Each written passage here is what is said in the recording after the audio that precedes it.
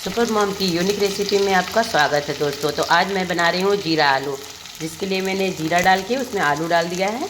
उसके बाद हम इसमें डालेंगे हल्दी पाउडर, स्वाद अनुसार नमक जाएगा। ये बहुत बढ़िया लगता है, आप लोग भी एक बार ट्राई करिएगा। थोड़ा सा रेड चिल्ली पाउडर, इसको अच्छे से हम चला देंगे, ये झटपट बन जाएगा। इसको ढक देंगे हम। इधर हम बना रहे हैं पूड़ियाँ। तो मैंने यहाँ बड़ी सी रोटियाँ बना ली हैं, इसको हम फटाफट कट कर देंगे। इससे क्या है कि 4 पूड़ियाँ बन के रेडी हो जाएगी। देखिए फ्रेंड्स, अब इसको हम तलना शुरू करते हैं।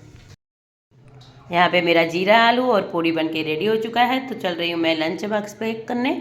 दोस्तों मिलते हैं नेक्स्ट वीडियो में नई रेसिपी के साथ। Okay, bye bye.